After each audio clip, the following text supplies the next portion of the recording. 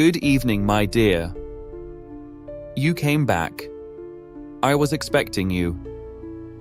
This manor is filled with shadows, not only of the past, but of what has never yet occurred, or perhaps already has. Tonight, allow me to lead you through a tale shrouded in secrecy, whispers, and forbidden knowledge. A tale that unfolds not in the pages of history, but beyond it. You are about to hear of a mysterious device, allegedly hidden within the very walls of the Vatican.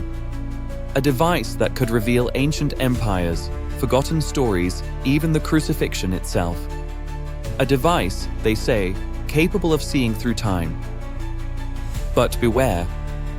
Once you've looked through the Chronovisor, time may begin looking back at you. Shall we begin? I am Sebastian, your devoted host, and this is From Beyond.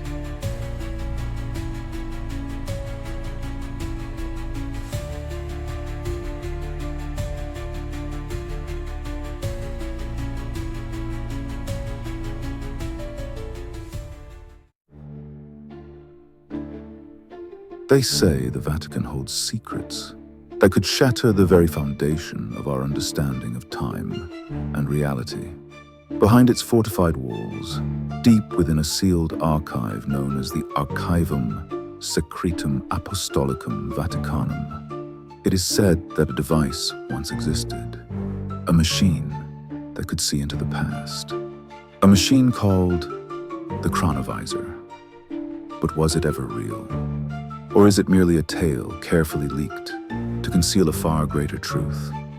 Tonight, we follow the thread of this enigma, from the lips of a Vatican priest to the hands of shadowy scientists, in search of a device that defies the laws of physics and reason alike. In the year 1972, an obscure yet chilling article appeared in the Italian magazine La Domenica del Corriere. The headline was simple, almost poetic. A machine that photographs the past has finally been invented. Its author was Father François Brune, a respected theologian and scholar. According to Brune, the machine had been created decades earlier by another priest, Father Pellegrino Ernetti, a Benedictine monk, physicist, and expert in ancient music. Father Brune claimed that Ernetti had confessed to him during a boat ride through the canals of Venice. They had been discussing time, science, and the mysteries of faith when Ernetti leaned closer and said, "They've built a machine that allows us to see through time, to see Christ, the Romans, Socrates, all of it." Brune, stunned, asked him to explain. And so Ernetti began to speak of a device, not quite a television, not quite a telescope, but something in between. A machine that could pick up the residual vibrations of every moment in history and reconstruct them as sound and image. A window into the past. According to Father Ernetti, the Cronovisor had been developed in the 1950s by a clandestine team of scientists and clergy. It was a collaboration between the Vatican, Italian physicists, and Nobel laureates, including, allegedly, Enrico Fermi and Werner von Braun. Ernetti described the machine with astonishing clarity. It was composed of a series of antennas, cathode ray tubes, and metal alloys that detected and reconstructed electromagnetic remnants, the echoes of events long gone. Time, Ernetti claimed, is not linear. It is recorded, etched into the very fabric of the universe like grooves on a vinyl record. The Chronovisor merely played the record back. Ernetti insisted he had witnessed multiple scenes from the past, including the final days of Pompeii, the trial of Cicero, and even the crucifixion of Jesus Christ. To prove it, he presented a photo, a grainy image of a bearded man on a cross, unmistakably Christ. After the article gained traction, the Vatican quickly moved to discredit the story. Officials denied the existence of any such device and warned that tampering with time was a dangerous, heretical notion. Father Ernetti, once vocal, suddenly fell silent. Years later, shortly before his death in 1994, he reportedly signed a confession, admitting that the photo of Christ was a forgery. And yet, he never retracted the existence of the Chronovisor itself. In fact, his student and confidant, Father Brune, maintained until his own death that Ernetti had been coerced into silence. Brune claimed that Ernetti had described watching the speech of Cicero, delivered with rhetorical flair, and witnessing Napoleon discussing military strategy. The machine had not just shown events, it had played their voices. But most chilling of all was this.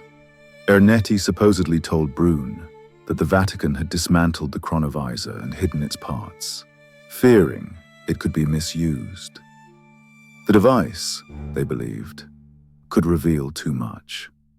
Truths that would unravel civilization, expose lies, rewrite history, or perhaps alter it. Could such a device truly exist? Modern physicists argue that the concept violates the second law of thermodynamics and basic principles of causality. Time, in our understanding, moves forward. Entropy increases. There is no scientific basis, they say, for replaying the past, like a film. Yet fringe theorists point to quantum entanglement, holographic memory, and residual energy theory as potential doorways to something resembling a chronovisor. If every moment leaves a trace, a quantum shadow, could a sufficiently advanced device interpret those shadows? Stranger things have been proposed. What's more intriguing is the idea that the Catholic Church, one of the oldest, wealthiest, and most secretive institutions in the world, may have explored such possibilities long before they entered mainstream science. And if so, where is the machine now? Among Ernetti's other strange claims was his supposed reconstruction of a lost play by Quintus Ennius, a Roman playwright from the 2nd century BCE. The play, titled Thyestes, had been lost to history until Ernetti claimed to have watched it via the Chronovisor and transcribed it word for word. Classical scholars were stunned when the manuscript surfaced. Some called it a clever hoax. Others noticed odd anachronisms in the Latin. But a few, just a few, said that the language had a poetic rhythm, far too authentic to be modern imitation. Could it be that a man of the cloth, with no literary acclaim, had truly recreated a Roman tragedy from scratch? Or had he seen it performed 19 centuries after its last staging? If the Chronovisor existed, even briefly, then the implications are profound. It would mean that time is not lost, that nothing truly vanishes, that every word we speak, every breath we take, is stored somewhere in the great cosmic vault, accessible, if only we had the right key. But perhaps that's what makes the story so dangerous. Not the threat of warping the past, but the revelation of truth, the truths hidden beneath centuries of dogma, rewritten scriptures, unspoken crimes. Perhaps the Vatican did destroy the machine, or perhaps it was never a machine at all, but something more terrifying, a ritual, a device of consciousness, or even a portal.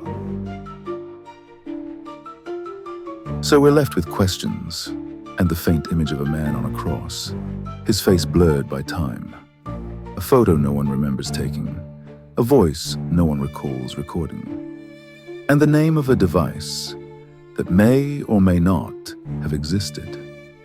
The Chronovisor. Was it ever real? Or was it the most brilliant piece of disinformation ever conceived? The past does not sleep, dear listener. It waits. And in the silence between seconds, it whispers. I have told you what I know. Whether you believe it or not is entirely up to you.